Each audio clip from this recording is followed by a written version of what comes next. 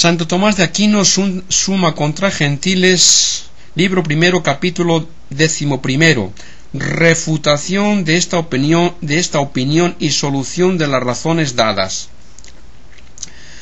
Esta opinión proviene en parte por la costumbre de oír e invocar el nombre de Dios desde la niñez.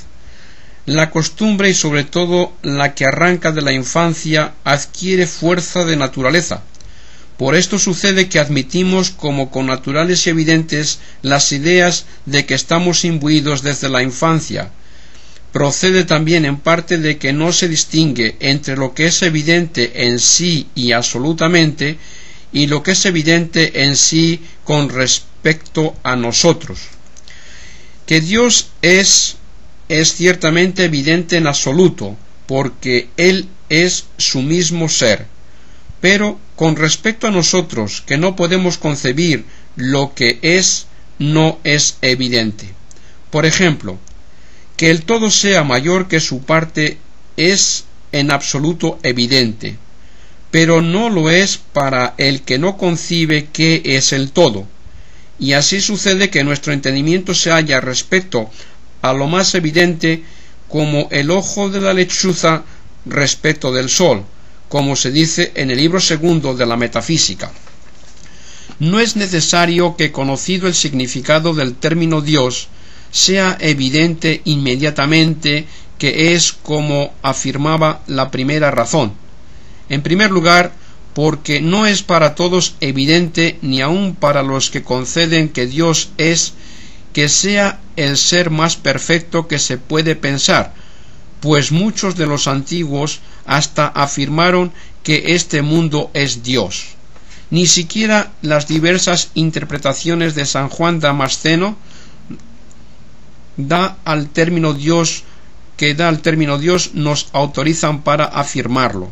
Además, supuesto que todos entiendan que es el ser más perfecto que se puede pensar, no se sigue necesariamente que sea en la realidad. Debe haber conformidad con el nombre de la cosa y la cosa nombrada, y de que concibamos intelectualmente el significado del término Dios, no se sigue que Dios sea sino en el entendimiento, y en consecuencia el ser más perfecto que se puede pensar no es necesario que se dé fuera del entendimiento. Y de esto no se sigue que sea en la realidad el ser más perfecto que se pueda pensar, y así no hay inconveniente para los que niegan que Dios es, porque no hay inconveniente en pensar un ser superior a cualquier otro que se da en la realidad o en el entendimiento, sino para aquel que concede que es en la realidad un ser superior a cuanto se puede pensar. Tampoco es necesario afirmar, como decía la segunda razón, que se concebiría un ser mayor que Dios si se puede pensar que no es. Pues el que se pueda pensar que no es por imperfección de su ser o por incertidumbre, ya que su ser es absolutamente evidentísimo, sino por la debilidad de nuestro entendimiento, que no puede verlo en sí mismo, sino sólo por sus efectos, mediante los cuales, razonando, llega al conocimiento de su ser. Este mismo argumento resuelve la tercera razón.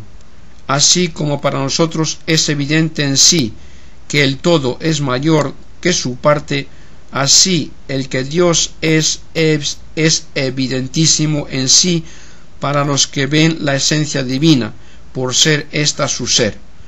Mas como no podemos ver su esencia, llegamos a conocer su ser no por su ser mismo, sino por sus efectos. Es evidente la solución de la cuarta razón. El hombre conoce naturalmente a Dios como naturalmente le desea, y le desea naturalmente en cuanto que naturalmente desea la bienaventuranza, que es cierta semejanza de la bondad divina. Por esto no es necesario que Dios sea en sí mismo naturalmente conocido, sino en su semejanza, y en consecuencia es necesario que el hombre vaya al conocimiento de Dios razonando por las semejanzas que encuentra en sus efectos. Es fácil también la solución de la quinta razón. Por Dios ciertamente se llega al conocimiento de todas las cosas, no precisamente porque no se conozcan si no se conoce a Él, como sucede con los principios evidentes en sí mismos, sino porque todos nuestros conocimientos son causados por su influencia.